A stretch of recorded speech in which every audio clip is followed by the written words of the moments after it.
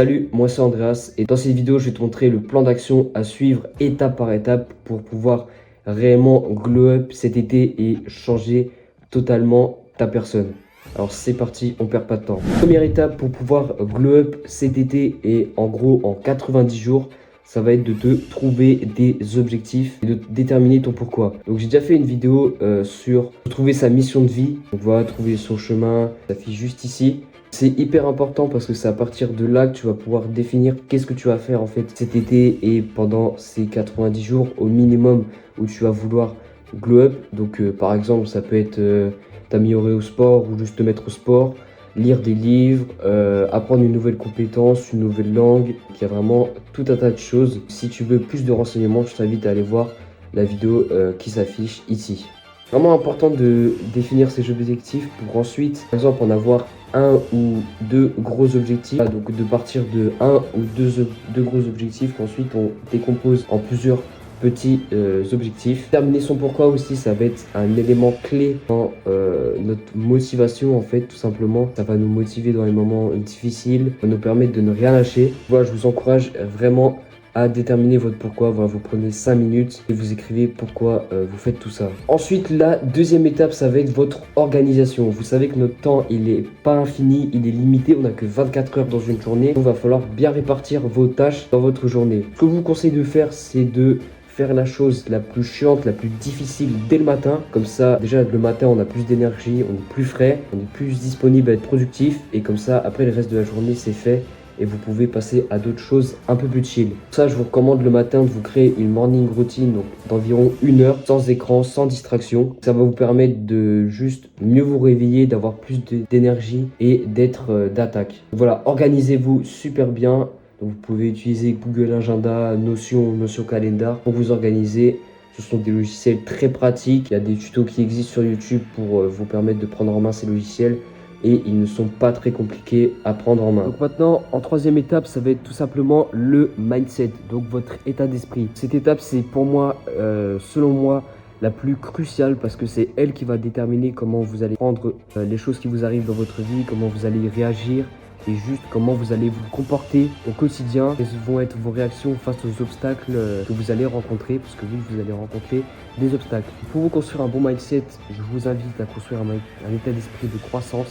Donc c'est-à-dire un état d'esprit qui vraiment embrasse en fait la souffrance comme non pas une entrave, mais comme un tremplin pour pouvoir ensuite s'améliorer et du coup utiliser cette souffrance, ces obstacles pour ensuite être meilleur. Voilà, c'est ça l'état d'esprit de croissance résumé très très rapidement.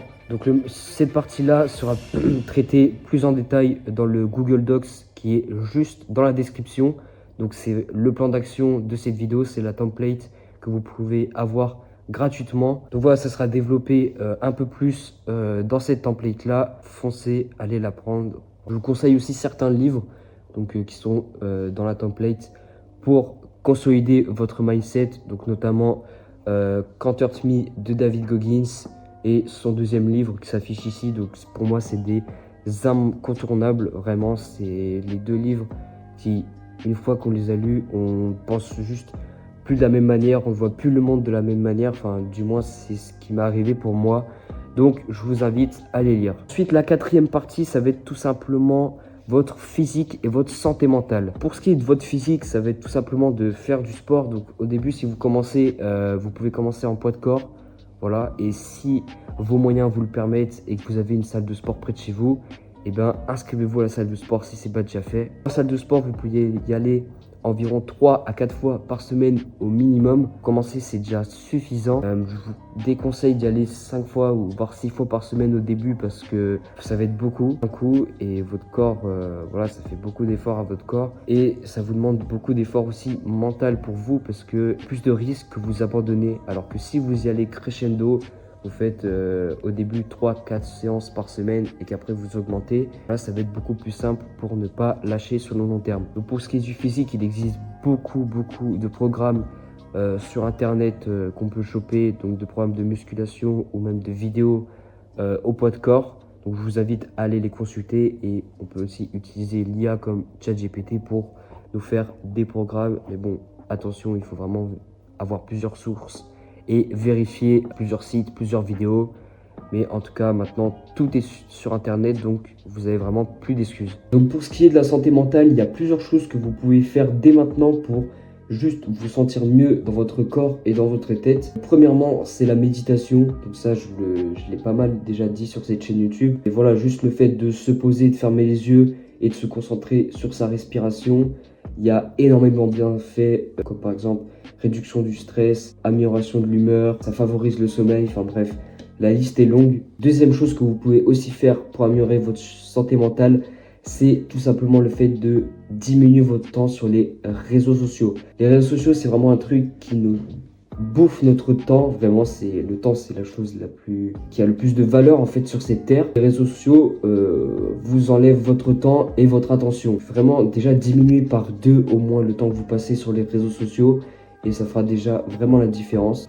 Et ensuite, vous pouvez utiliser les pensées positives. Voilà, le fait de se répéter des pensées positives et d'essayer d'éliminer tous ces parasites, toutes ces pensées négatives qu'on a dans notre tête. Cette partie est expliquée un peu plus en détail dans Google Docs qui est juste dans la description. Donc voilà, si tu appliques absolument toutes ces étapes pendant minimum 90 jours, je peux t'assurer que tu ne seras plus du tout la même personne et que tu seras juste réellement transformé en fait. Voilà, j'espère que ce mini guide pour Glow t'a vraiment aidé et un peu plus éclairé sur qu'est-ce qu'il faut faire. Donc comme je l'ai déjà dit dans cette vidéo, n'hésite pas à aller choper le Google Docs qui est dans la description. Je parle de tout ce que je t'ai parlé dans cette vidéo mais avec beaucoup plus de détails, avec des choses à faire, plus d'astuces et de conseils. Donc vraiment, va choper le docs dans la description, c'est 100% gratuit. Sur ce, j'espère que cette vidéo t'a aidé et t'a éclairé sur un peu comment glow up en 90 jours.